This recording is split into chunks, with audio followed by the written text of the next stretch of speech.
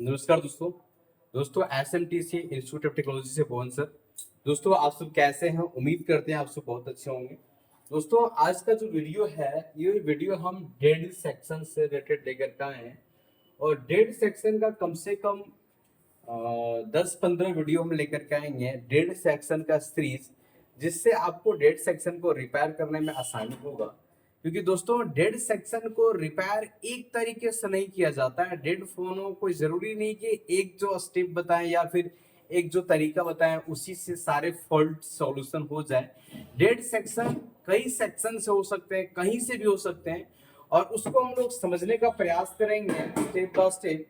दोस्तों देखते हैं, आज हम कुछ डेड सेक्शन के बारे में बात करते हैं, जिसमें से हम लिए हुए हैं डीसी पावर सप्लाई मशीन का जो रीडिंग आता है ना, जो डीसी आप क्या करते हो, आपके पास कोई कस्टमर फोन लेकर के आता है। अब ये फोन लेकर के आया, ये डेड है। ये फोन कैसे डेड हुआ नहीं हुआ कुछ पता नहीं, तो आपको स्टेप बाय स्टेप चेक तो करना पड़ेगा। तो आप क्या चेक करोगे? सबसे पहले 6 पोर्ट चार्जर में लगा करके आप चेक करके देख सकते हो, बिना खोले या खोल करके, कि हमें चार्जिंग सेक्शन ओके है कि नहीं, वीपीएस पर पावर बना रहा है कि नहीं, वीबैट मिल रहा है कि नहीं, ये चेक कर सकते हो।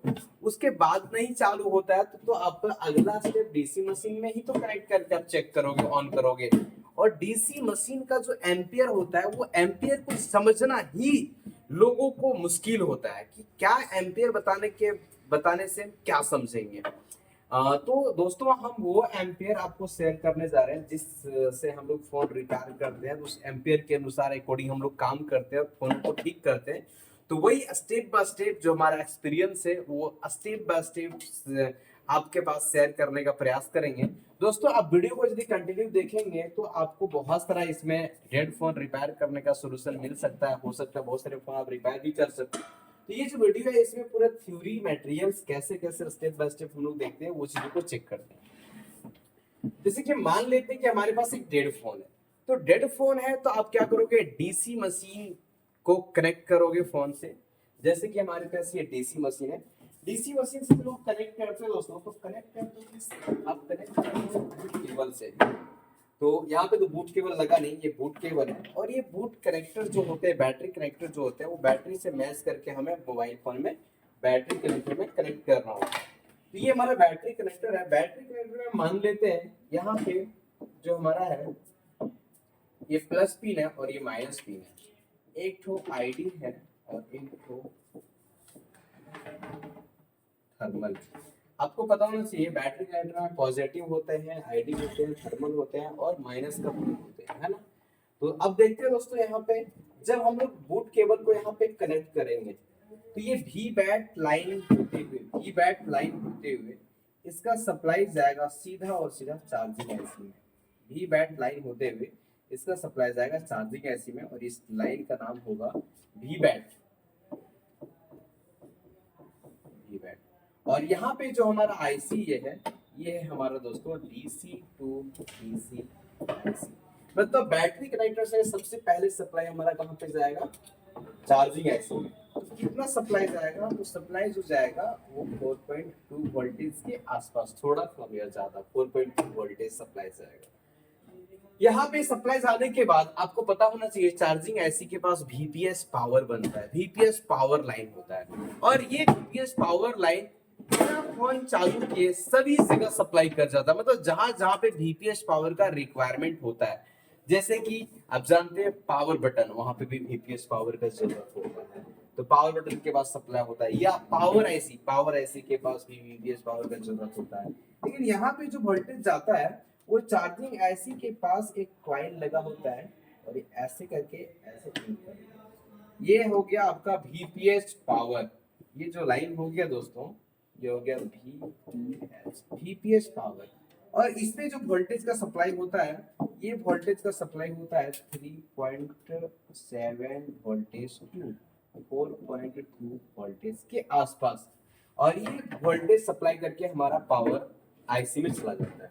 अब पावर आईसी जो भी होता है ना, ये भी हमारा पावर आईसी भी, ये भी अलग अलग सेक्शन में डिवाइड होता है। आप जानते होंगे पावर आईसी ऑडियो को भी कंट्रोल करता है, पावर आईसी बहुत सारी चीजों को कंट्रोल करता है।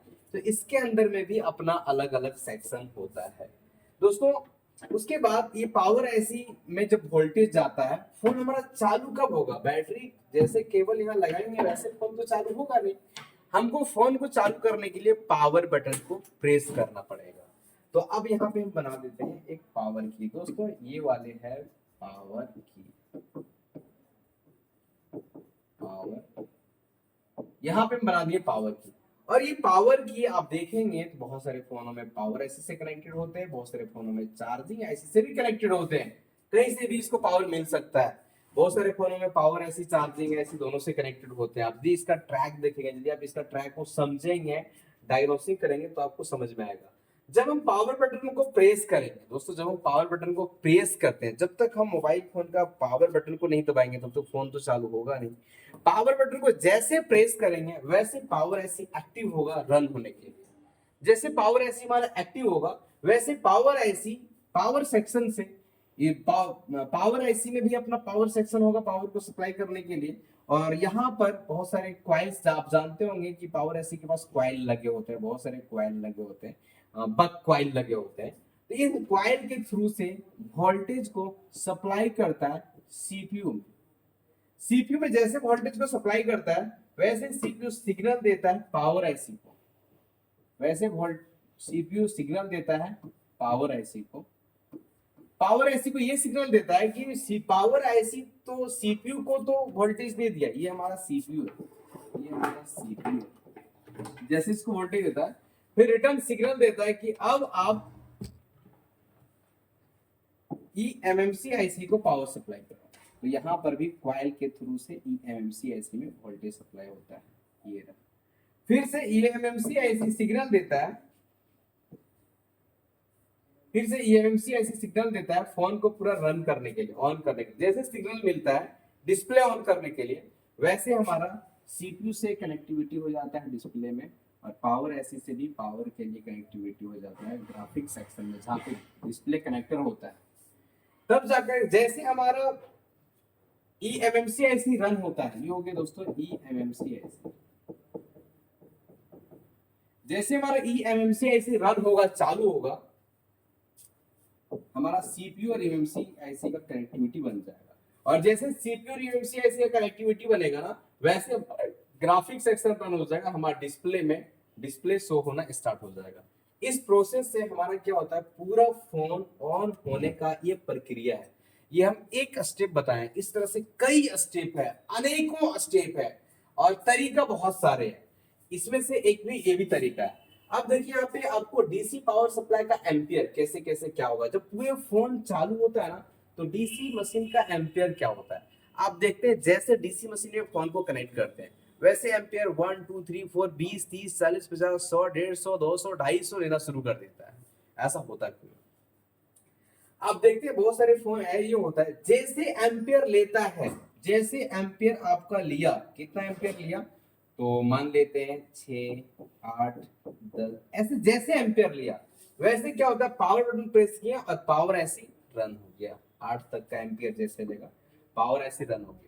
जैसे आपका एम्पियर 10 से प्लस हुआ, जैसे आपका एम्पियर 10 से प्लस हुआ तो सीपीयू मेरा चालू हो गया। क्या हो गया? सीपीयू मेरा चालू हो गया। जैसे सीपीयू चालू होगा ना उसके बाद आपका एम्पियर बढ़ जाएगा। जैसे एम्पियर 70 80 70 60 80 50 मतलब 50 60 70 80 जैसे जाएगा वैसे आपका ईएमएमसी आईसी चालू हो जाएगा। मतलब ई एम्पियर जैसे आएगा मतलब समझो ईएमएमसी आईसी चालू हो जाएगा, चालू हो जाएगा। ठीक, जैसे आपका 70 80 से प्लस होगा तो वैसे 100 150 200 250 बढ़ना शुरू हो जाएगा।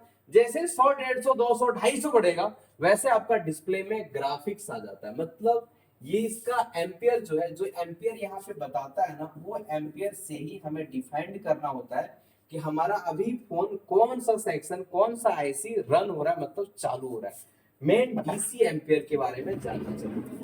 तो दोस्तों ये ग्राफिक्स के थ्रू से बताने का प्रयास किया। अब थोड़ा सा डीसी एम्पियर, डीसी मशीन का जो एम्पियर है वो एम्पियर को हम लोग देखते हैं। देखिए यहाँ पे हमारा डीसी मशीन का एम्पियर है, आप देख सकते हैं ये रहा डीसी एम्पियर, डीसी मशीन का एम्पियर, सॉरी ये डीसी मशीन का हमारा एम्पियर है। जब आप कोई फोन को डीसी पावर सप्लाई में कनेक्ट करते हो फोन को चालू करने के लिए, जब आप कनेक्ट करते हो और जैसे कनेक्ट करने के बाद आप पावर बटन को प्रेस करते हो, 1 2 3 4 10 80 100 150 200 250 जैसे एम्पियर ले लेता है और ये एम्पियर कंटिन्यू रन होता है, चलता रहता है, थोड़ा कम थोड़ा ज्यादा ऐसे चलता रहता है। 250 300 350, कभी 400 आ जाएगा, फिर 300 आ जाएगा, फिर 350 आ जाएगा, ऐसे चलता रहेगा। यदि आपका इस प्रक्रिया से इस तरीके से चल रहा है तो आप क्या समझोगे कि आपका जो मोबाइल फोन है, आपका जो मोबाइल है वो ओके है, ठीक है। मोबाइल फोन का मदरबोर्ड रन कर रहा है, चल रहा है। हो सकता है डिस्प्ले में कुछ दिखे तो डिस्प्ले टूटा होगा, ग्राफिक सेक्शन से प्रॉब्लम होगा, लाइट सेक्शन से प्रॉब्लम होगा, लेकिन मदरबोर्ड रन कर रहा है। क्योंकि जब एम्पियर लेता है ना, जब एम्पियर खपत करता है, जब एम्पियर यहाँ पे में शो होता है ना, मतलब मोबाइल फोन जिंदा है। वो एनर्जी को जो खपत करता है ना, वही हमको इस एम्पियर रीडिंग शो करता है। यदि कोई इंसान को खाना खिला रहे हैं, वो खाना तभी खाएगा जो जिंदा रहेगा, जिंदा नहीं रहेगा तो खाना खाएगा क्या।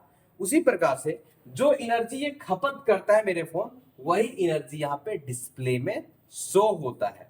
मतलब यदि वो ये एम्पियर 250 200 300 ले रहे, कंटिन्यू ले रहा है, तो हम क्या समझेंगे, हमारे मोबाइल फोन बिल्कुल सही है, ओके है, ये रन हो रहा है, ये चल रहा है। अगर आप डीसी मशीन में लगाए 8 और 10 में जाकर के रुक गया, यदि ऐसा होता है तो ज्यादातर सीन सिचुएशन होता है आपके मोबाइल फोन का सीपीयू डैमेज होने का। सीपीयू रिवॉल्व करना पड़ सकता है। यदि आपका 8-10 में रुक जाता है तो सीपीयू का चांसेस अधिक होता है।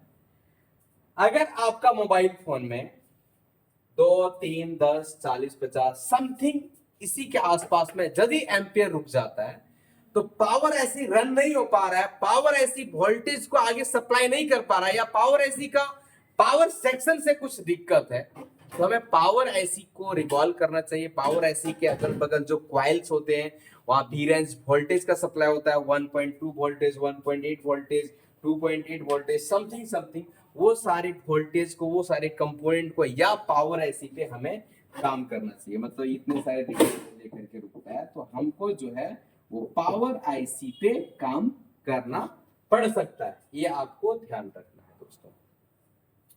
ये हो गया। अब हम लोग चलते हैं अगला रीडिंग के बारे में। अगला रीडिंग हमारा क्या है उसके बारे में हम लोग देखते हैं, थोड़ा सा आपको समझाने का प्रयास करें दोस्तों। ये जो रीडिंग जो है, ये एम्पियर जो है, वो एम्पियर हम लोग चेक करते हैं फोनों में। बहुत सारे ये सब पे कामों करके फोनों को ऑन किए, डेड फोनों को, वो एक्सपीरियंस हम आपके पास शेयर कर रहे हैं दोस्तों। ये वीडियो आपको यदि अच्छा लग रहा है तो कमेंट करेंगे, हम इसका स्टेप बाय स्टेप बहुत सारे वीडियो लेकर के आएंगे, जिससे अगर आप हमारा डेड सेक्शन का 10-20 वीडियो देखते हैं तो बहुत ज्यादा आसान होगा डेड फोन को रिपेयर करने में। अब चलिए दोस्तों आगे चलते हैं। यदि आप कोई फोन को कनेक्ट किए डीसी पावर सप्लाई में, उसमें 10 50 60 10 तो ज्यादातर में नहीं आएगा, इसको हम कैंसिल ही कर देते हैं, 50 60 70 80 90 समथिंग में यदि रुक जाता है, यदि इतने एम्पियर लेता है और आपका फोन सॉरी आपका एम्पियर लेना रुक जाता है, इतना ही में स्टक हो जाता है, यदि इतना ही में स्टक हो जाएगा तो आपका फोन में ईएमएमसी का प्रॉब्लम हो सकता है, या सॉफ्टवेयर का प्रॉब्लम हो सकता है, या ईएमएमसीआईसी को रिप्रोग्रामिंग करना पड़ सकता है, या ईएमएमसीआईसी का पूरा काम करना, या फिर आपका यदि ईएमएमसीआईसी खराब है तो वहां पे चेंज भी करना पड़ सकता है। ये रुकना सॉफ्टवेयर से भी होता है, सॉफ्टवेयर भी आप करोगे तो बहुत सारे फोन चालू होगा, मतलब फ्लैशिंग। यदि आपका ये इशू दिख रहा है तो आप ईएमएमसीआईसी में पहले काम करने से पहले आप फ्लैशिंग करके देख लोगे। फ्लैशिंग करने से क्या होता है कि बहुत सारे सॉफ्टवेयर से प्रॉब्लम रहता है तो वो ठीक हो जाता है। यदि ये स्टक होकर के रुक रहा है तो आप क्या करोगे, सॉफ्टवेयर करके देखोगे, सॉफ्टवेयर में कुछ एरर आता है तो ईएमएमसीआईसी को खोलना पड़ सकता है, रिवॉल्व करना पड़ सकता है, वगैरह वगैरह करना पड़ सकता है। अगर दोस्तों आपका इस तरह का एम्पियर ज्यादातर 60 70 80 90 में रुके तो आप सॉफ्टवेयर का पहले काम करके देखोगे, फिर ईएमएमसी पे आप काम करोगे। अगला है 10 50 80 100 200 ऐसे रीडिंग लेकर के रुक जाता है या जीरो हो जाता है, तो इस कंडीशन में हमको सीपीयू पे काम करना पड़ सकता है। बहुत बार ये होता है ऑटो रीडिंग दोस्तों, आप कनेक्ट किए फोन को और ऑटो एम्पियर ऑटो रीडिंग लेना शुरू कर देता है, तो उस समय आपका पावर ई का भी प्रॉब्लम हो सकता है, या फिर आपका वीपीएस लाइन का भी हो सकता है, या आपका वीबैट लाइन का भी इशू हो सकता है। ऑटो रीडिंग लेने से ये सब लाइनों को आपको चेक करना पड़ सकता है। तो दोस्तों डेड फोनों में इस तरीके से आप काम करोगे। डेड फोनों को रिपेयर करने का जो स्टेप होता है ये हम आपको पहला स्टेप बताएं। क्या दोस्तों इस टाइप का आपको वीडियो चाहिए, इस टाइप का वीडियो का जरूरत है तो आप हमें कमेंट करेंगे और हम आपको स्टेप बाय स्टेप इसी चीजों का प्रैक्टिकली यदि आप देखना चाहते हो तो कमेंट करेंगे, तो इसी का हम प्रैक्टिकल वीडियो हम आपको बना के जरूर नेक्स्ट वीडियो देने वाले हैं। अगर आप कमेंट करेंगे, अगर रिक्वायरमेंट है तो जो स्टेप हम यहाँ पे लिखा है ना, इसी को फॉलो करते हुए यदि इसी स्टेप को फॉलो का प्रैक्टिकल वीडियो आपको चाहिए तो आप कमेंट करो, और आपको ये वीडियो कैसा लगा जरूर कमेंट करके बताएंगे। दोस्तों आप सभी ने हमारी वीडियो को बहुत ही कीमती समय देकर के देखते हैं, इसलिए आप सभी को दिल से नमस्कार।